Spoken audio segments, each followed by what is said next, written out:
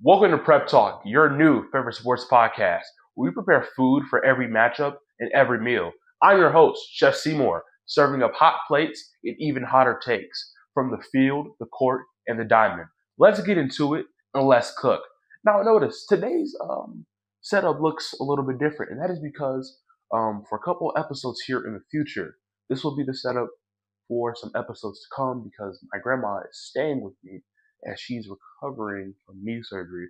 And I would usually be in my kitchen, and right now I have a lot of people in the background in my house, and I just want to make sure that when I do episodes in the kitchen, that my background is clear, no background noises, so you guys get the best quality. So for a couple episodes here in the future, this is how episodes will be. Anyway, on today's episode, I will be reviewing my picks from week 1 of this past college football season, as well as making some new predictions, as well as some predictions for the NFL, because the NFL is back this Thursday. So let's get into it. So to kick off today's episode, we're going to go ahead and review my picks from last week. So let's go ahead and get those pulled up. Now, I already know, you guys know the outcomes of the games by now. I didn't predict too well. I was very wrong, if you would say.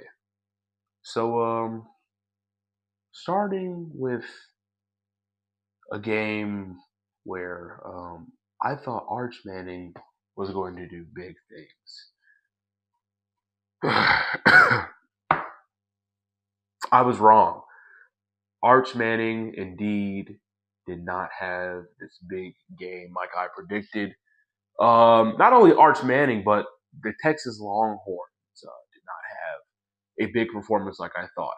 I thought they were going to come into the defending champ's house and improve while they were number 1. That was not the case. This game, if you really look at it, if you really watch this game in detail, this game was a defensive game. It was just two defenses going back to back at it with these two firehouse offenses, that scored when they got the chance. Looking at some stats, Arch Manning went 17 for 30 with 1 touchdown and 1 interception. I believe that touchdown, where did that come? It came in the last 5 minutes of the fourth quarter. So, I mean, if the defense gets a stop, there's a chance that touchdown really matters. But in the end, it was the Buckeyes who won. And I just want to publicly apologize to any Ohio State fans out there. I would never in my life doubt the Ohio State Buckeyes again. When these rankings come out for the new for the new week, I believe Ohio State will be 1 because they beat the number 1 team. I know it wasn't by some crazy score margin, but they beat the number 1 team at home, and them being defending champs doesn't really matter because that was last season. But when you can be a defending champ at home, when you can be a number 1 team at home, as a lower seed or a lower ranked team, that says something. So my first prediction, not really a hot take, because I believe it'll turn out like this. I believe Ohio State will be ranked number 1 going into week 2. So there's that game. The second game that I predicted and was wrong, Syracuse versus Tennessee. I thought that Syracuse would pull off a masterclass of a win. And once again, I was wrong. The Tennessee Volunteers, I'm not going to cuss, but they put BTA. When you win a game 45-26, and your transfer quarterback comes in, throws around 250 yards with 3 touchdowns, and your running back runs for 92 yards, we're just going to dang near call that 100. There is no reason why you shouldn't win that game. And the Tennessee Volunteers shut me up.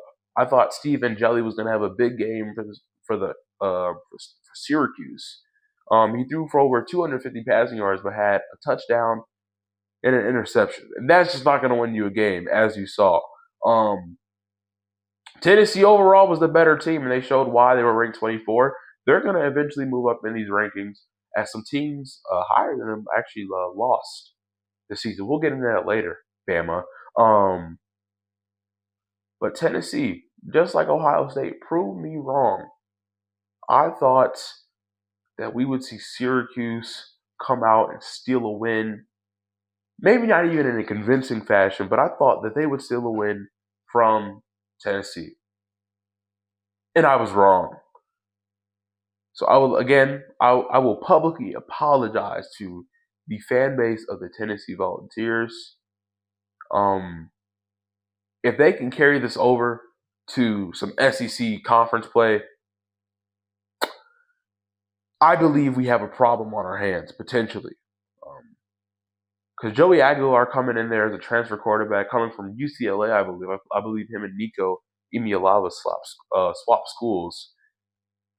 For him to just come in there and just do what he did, hats off.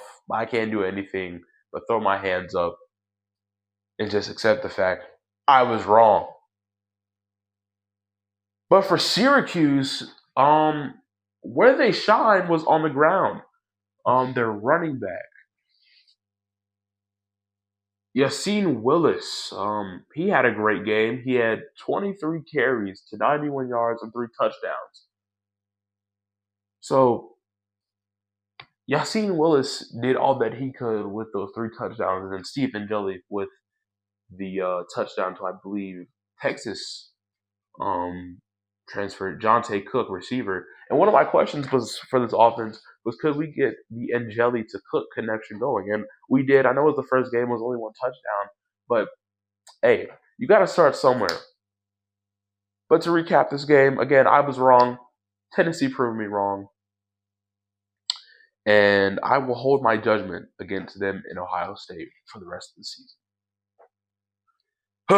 Moving on to a game that wasn't really back and forth, but had me questioning my fanmanship, if that's even a word.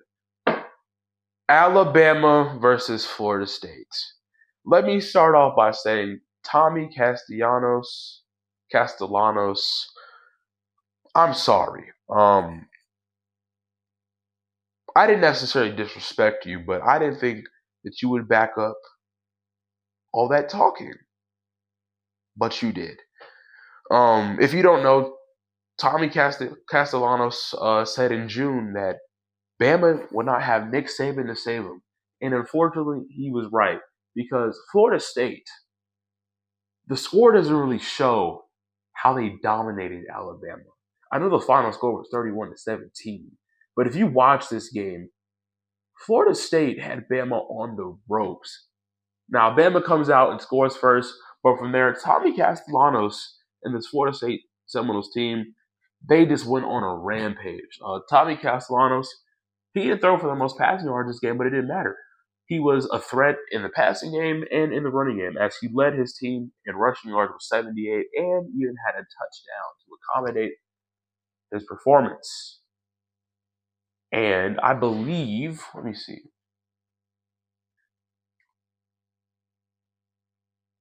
Where Bama got beat the most was basically in the run game. Florida State got all of their touchdowns in the run game. And Alabama's run defense was very poor. And as an Alabama fan, I was really questioning the strength of this team because many people,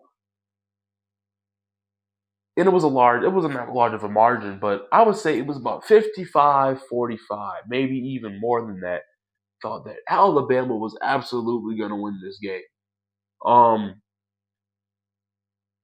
They were wrong, and I was wrong. Florida State with a very convincing win. This win for Florida State showed me they have potential, and I won't be surprised if we see them ranked.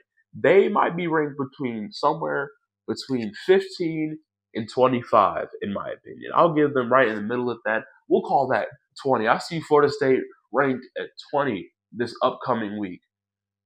If they can continue this performance if they can just build off this and capitalize off this and erase the history and the stain of these last two seasons. Well, this past season, because going 2-10, they didn't look like a 2-10 team this past week. It was I was just in disbelief. I was in shock, and I'm very proud. And I can't even hate on Tommy Castellanos for backing up what he said. So Florida State wins in a convincing fashion. And in this game, I thought that Ty Simpson, I thought he was going to go off. I thought we were going to see a pretty decent performance from him. And although Ty Simpson had 254 passing yards and to 2 touchdowns, he went 23 for 43. And although that's just over 50%, at times Ty Simpson found himself scrambling a lot, making something out of nothing. And I mean, he did the best with what he could.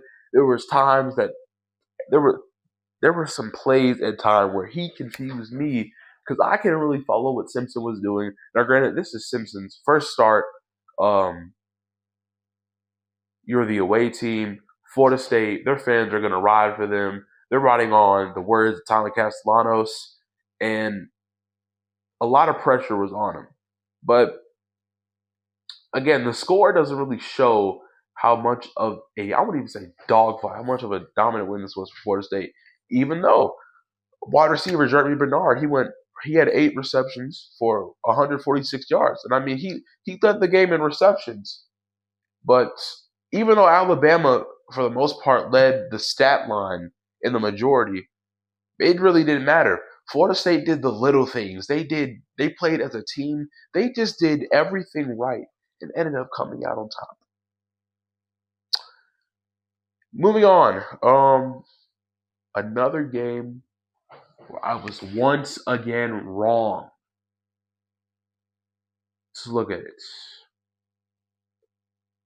I was wrong about LSU versus Clemson. I thought I thought my goat Cade Klubnik was gonna come out and have a masterclass of a game. I thought Garrett Nussmeier was gonna choke. It was really the other way around, as Garrett Nussmeier had the big game. Although both quarterbacks were matched in passing yards, as both threw for 230 passing yards. Nussmeier threw a touchdown and Klubnik threw an interception. Just looking at this game, I mean, it was a really back and forth game for the most part. It wasn't really an offensive game. It was really a defensive game, in my opinion. I mean,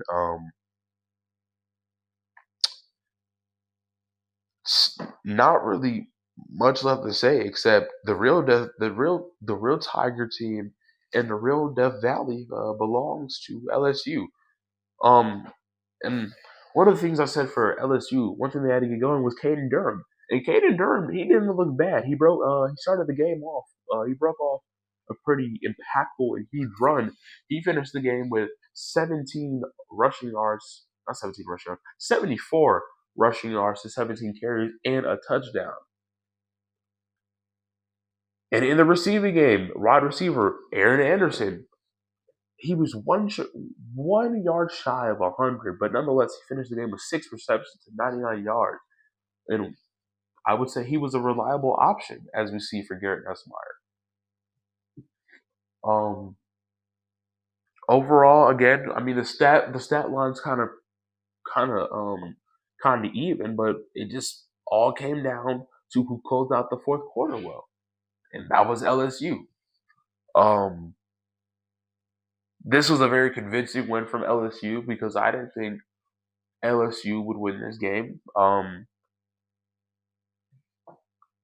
I'm just really for most of these picks, recapping these, I'm just in a loss for words because I went 0 for 4, 0 for 5. I'm not counting. Maybe you're not counting either, but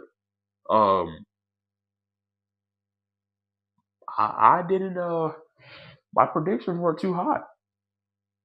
Moving on to the other games. Let's see, what's another game we had? We had Syracuse, Bama, Texas, and I believe that's right. It was Notre Dame versus Miami. Again, Miami, I'm sorry. Carson Beck, I am sorry. I did not, I was not familiar with Miami's game. And let me say, for the Notre Dame side, CJ Carr impressed me. I know he had that one interception. You can say it was his fault. You can say it wasn't. But nonetheless, CJ Carr impressed me. Not to talk too much about the losing team, but Notre Dame has a future in CJ Carr. I mean, one of the things they said in the game on the broadcast is that CJ Carr can handle high pressure situations, and he did.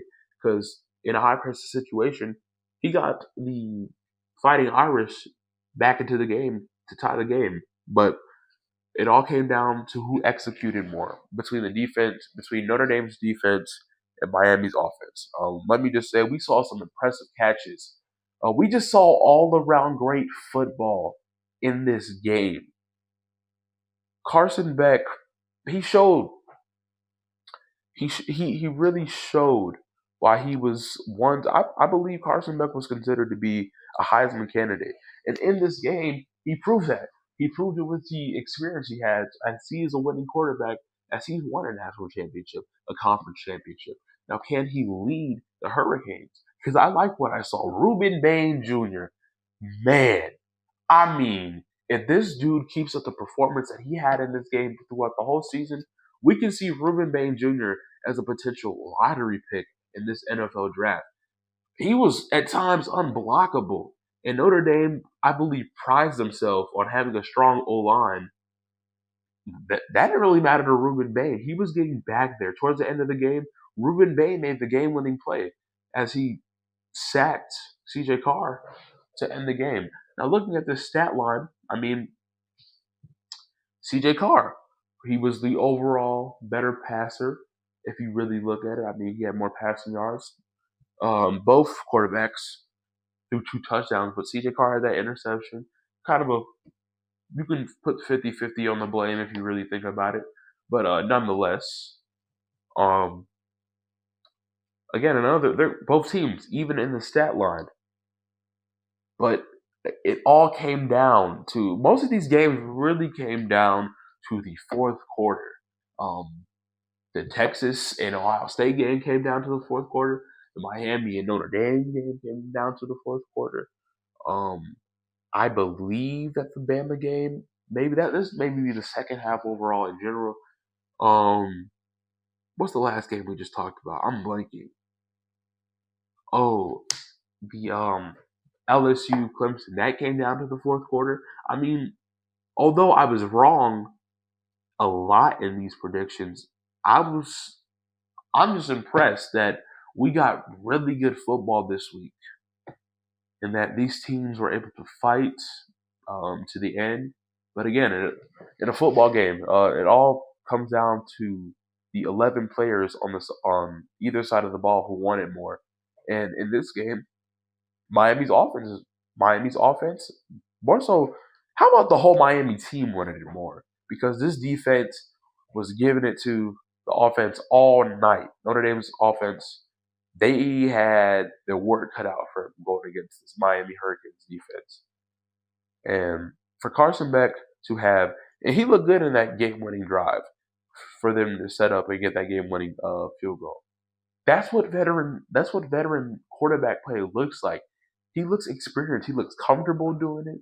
That's what happens when you get an experienced guy in the transfer portal to come into your program, a program who's won a lot in the past and who's looking to get back there. So if Miami plays football like they did in this game, we could see Miami shock the world. I think they move up in the rankings. I think potentially we can see them somewhere between maybe even 8-1. Do I think they could be a top 5 team? Potentially, because they beat a number 6 team. But depending on when these rankings come out, they probably come out someday this week. We'll look at those when I have a chance. But there go my what do you call those? There goes my review on my week one chef's list predictions. Moving on to week two, we're just gonna move through some of these games fast because there's not that many big games per se. But we're just gonna look at most of these games that I would say are important to watch. All right, week two of the college football season. A game that should be good should be Illinois versus Duke. Again, Illinois. Sorry, dealing with dealing with a little bit of a cough and a cold, trying to cough into the mic. But anyway, the Fighting Illini are traveling to Duke. Both teams are 1-0. As Duke, I didn't really watch that game, but I would have to believe that Duke had a very statement win in their previous game. Sorry about the mic. But I am going to give this win to the Illinois Fighting Illini.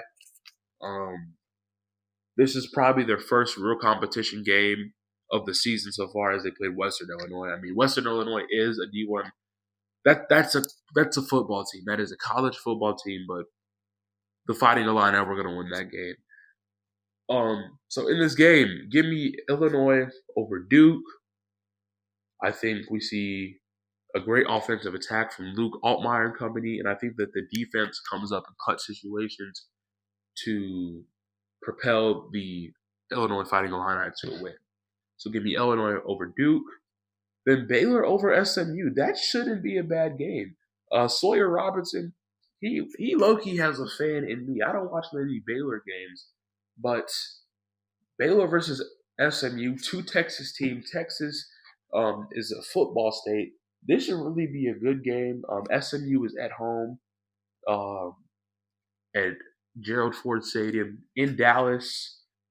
Kevin Jennings, I believe, is the quarterback. Gonna see some really good quarterback play in this game between Robertson and Jennings. And as much as I would want to give them an upset, actually, forget it. I'm gonna give the win to Baylor. I love a good upset. I think Baylor comes into Gerald Ford Stadium and I don't want to say edges out again because I don't want to overuse that word, but I think Baylor steals a game on the road. It's going to be a very offensive game it's going to be a quarterback duel. It's going to be offense on offense, defense on defense. It's just going to be a very back and forth game. But I think Baylor pulls it out in the end. There we go.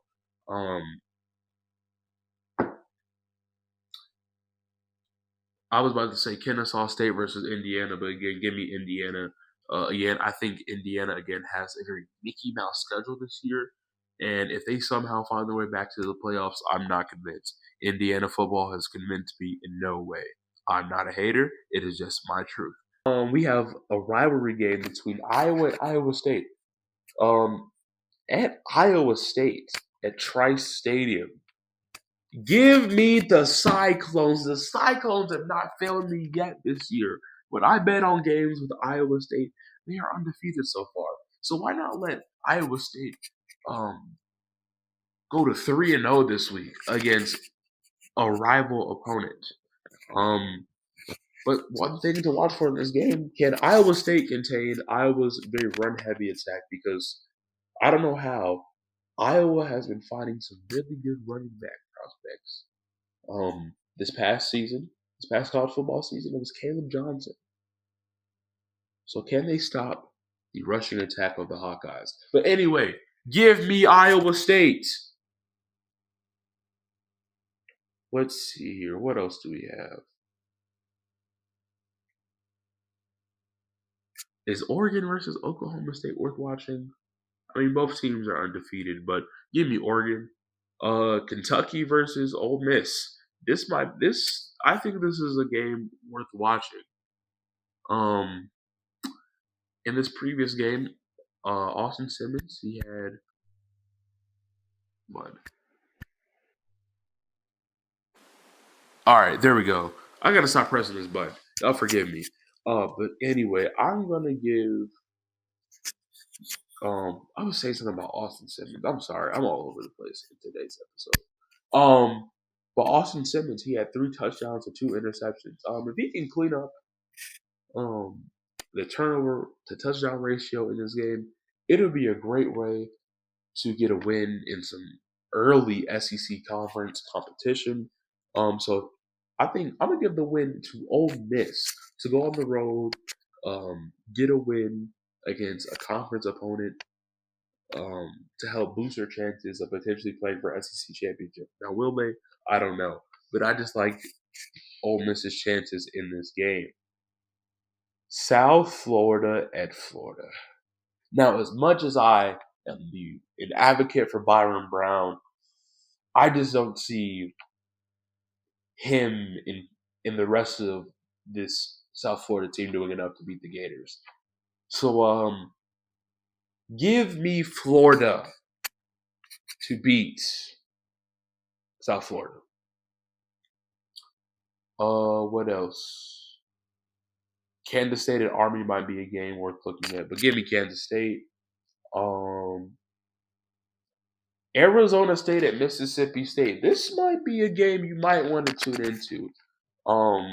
We saw Jordan Tyson had a great game this past week. He had 12 receptions with 141 receiving yards and 2 touchdowns. Him and Sam Levitt, they were on the same page.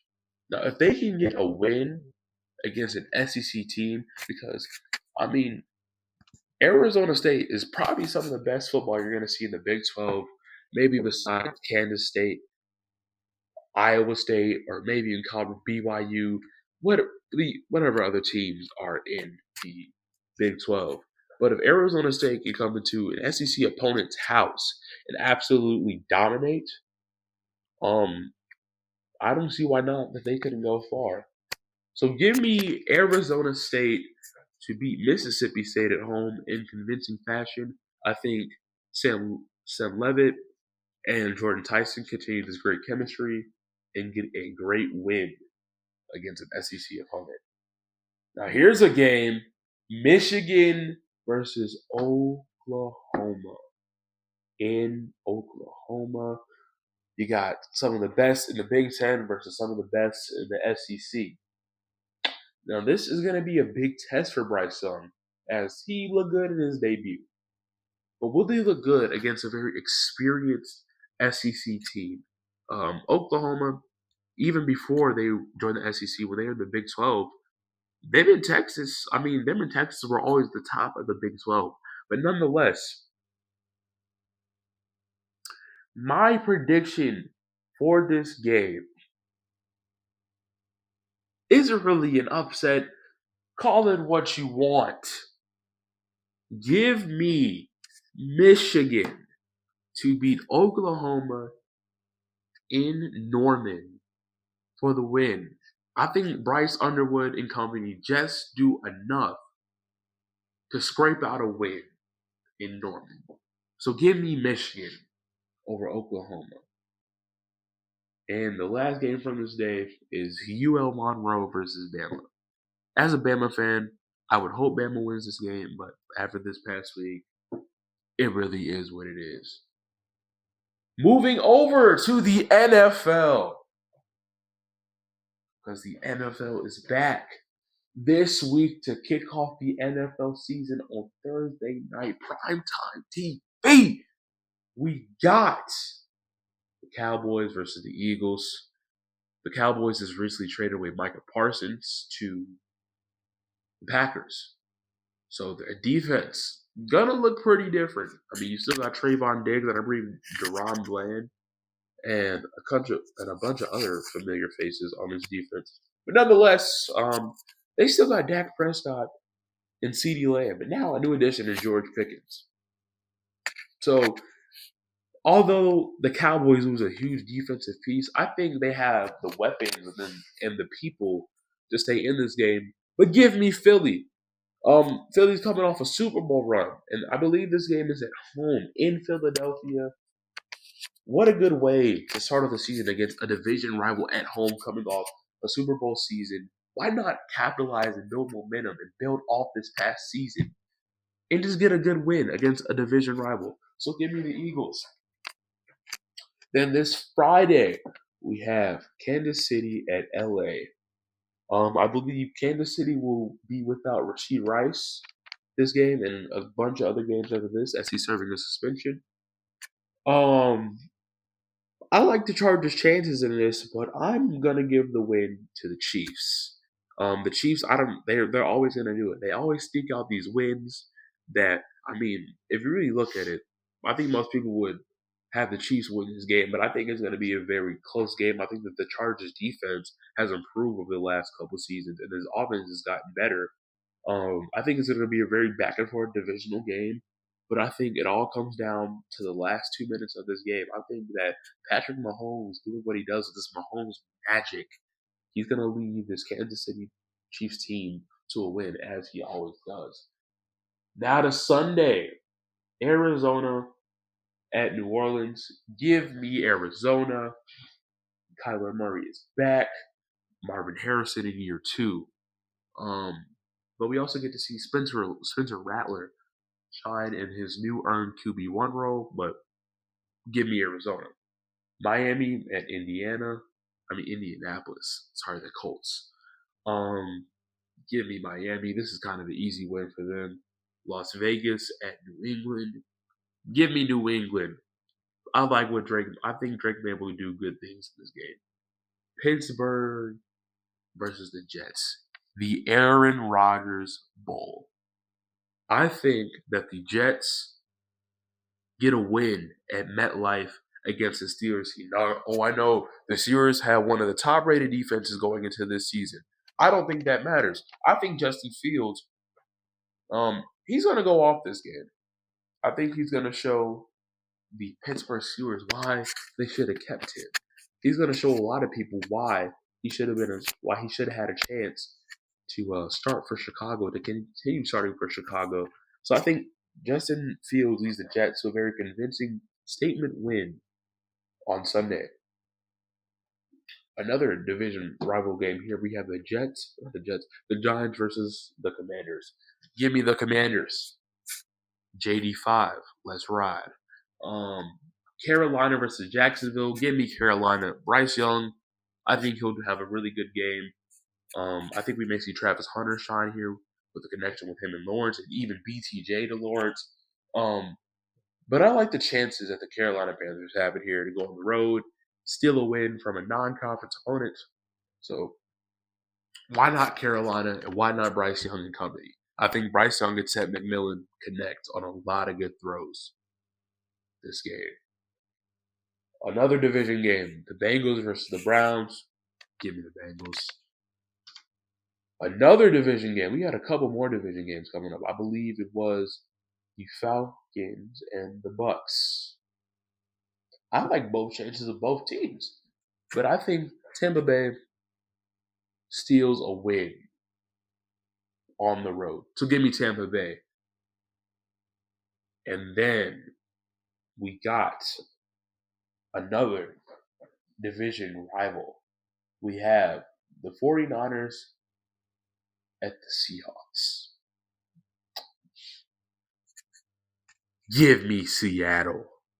There's no explanation behind it. I just have really high hopes in the Seahawks in this game. I think they pull it off. Tennessee versus Denver. Give me Denver. Bo Nix shines in year 2. Green Bay versus Detroit. Micah Parsons suits up in a very tense battle in this NFC North. Why not start in a division rivalry? Give me the Packers. Houston versus LA. Give me the Rams. Now, Sunday night, my Ravens versus the Bills. You know where I'm going with this. Give me Baltimore. Lamar Jackson and company are gonna show out in this game. They're gonna get it back in blood. Because I believe this season they're going for it all. This is a Super Bowl or nothing year for the Ravens. So why not get a win against the team that knocked you out in last year's playoffs? I think that they get a statement win. I think it's going to be a very back and forth game. But Lamar Jackson is magic. If you don't know, he's coming for MVP number 3 this year. By the way, not only that, but a Super Bowl. Calling it right now. And to cap off this week, we have the Vikings at the Bears. We are now in the Ben Johnson era in Chicago. Caleb Williams, year 2. He's really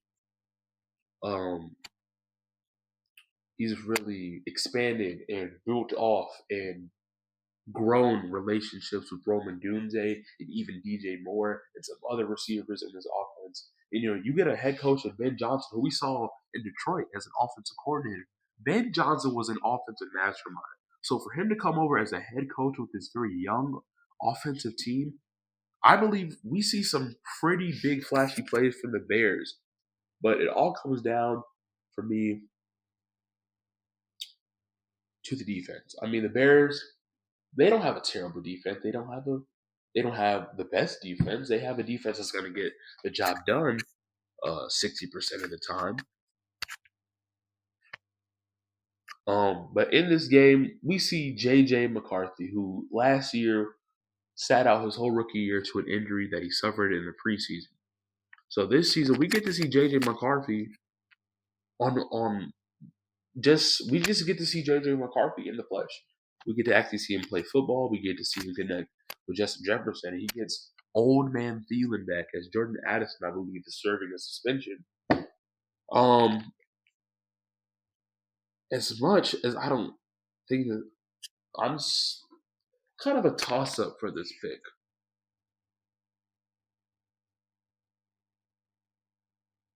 Give me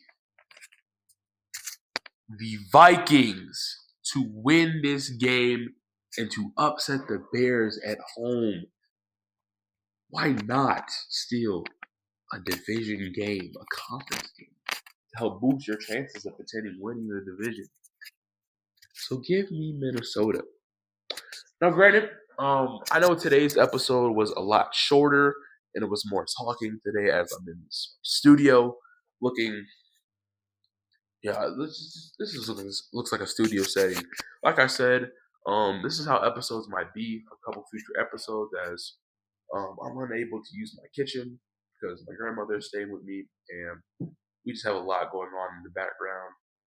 And I would rather get content out to you guys than just delay it. So, yes, here it is. I believe this is episode 3 of Prep Talk with your boy Chef Seymour.